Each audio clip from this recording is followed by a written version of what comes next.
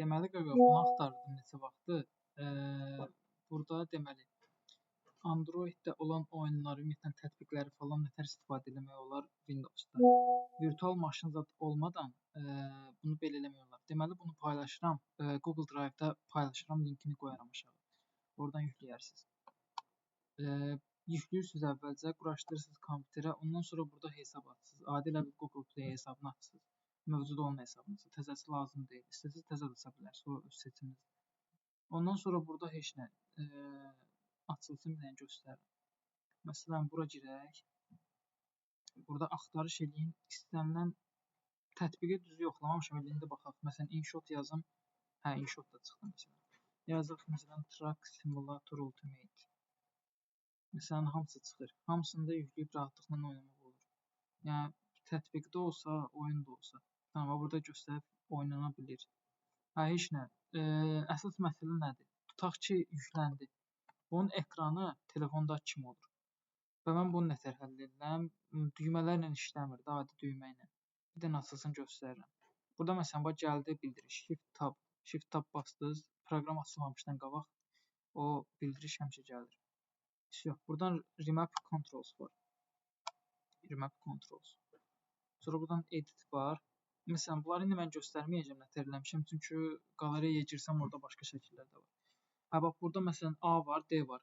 A ilə D əvvəlcə oyuna girdim, SS elədim tam ekranı. Sonra baxdım, elə bil tutuşdurdum. Barmağı məsələn ekranın üstünə qoyub, təzədən bura keçib, burada düzəlişlər elədim. Tutaq ki, belə deyək. Bax, məsələn, bu göstərdiyim ərazidə, məsəl üçün, tutaq ki, Ruşnoy buradadır. Ruşnoy mən nə ilə göstərim? Göstərim break. Bununla göstərim. Bunu gətirirəm, bu göstərdiyim əraziyə. Tam üstünə qoymalıyam düyməni. Heç bunu bağlayıb yaddaşa mən verəndən sonra nə olacaq? Elə bil mən klaviaturada B-ni basmağım gedib həmən düyməni basır. Yəni elə bil klaviatura ilə idarə etsin. İndi məsələn göstərim nətər eləmişəm. Bir dənə açılsın. Oradakı düymələrlə indi görəsiniz.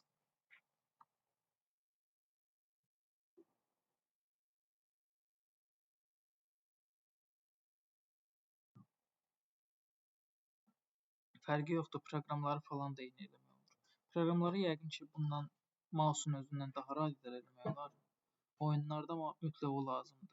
Çünki yoxsa eyni vaxtda həm rol döndərmək, həm düyməyə basmaq çox çətin olur.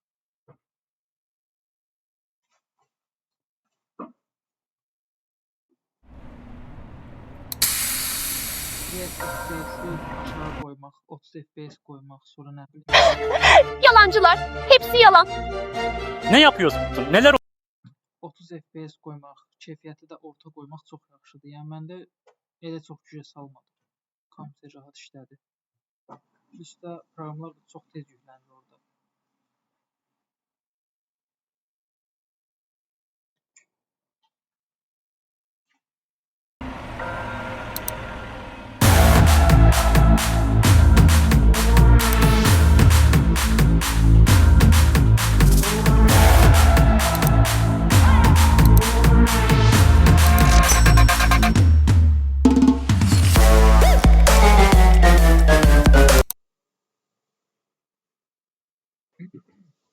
Məsələn, indi mən F12 basıram.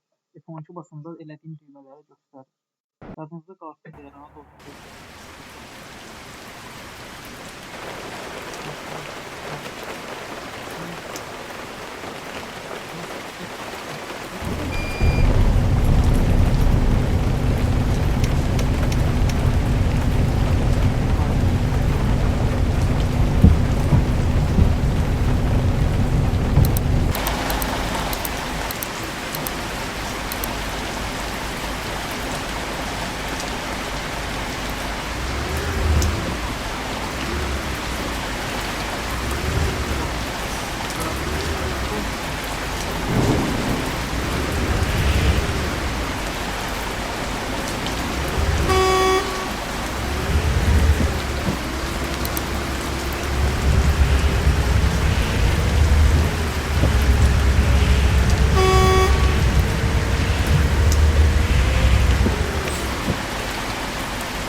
İndi joysticki göstərim, joystick nətər qoymuşam.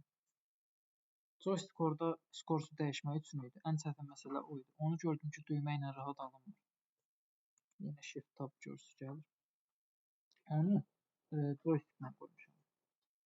Edit, joystick. Belə. Burada da yenə, məsələn, burada mən oxşar eləni qoymuşam. Amma burada siz dəyişə bilərsiniz. WASD məsələn falan deyə bir şeylər qoymuram. Keçirəm.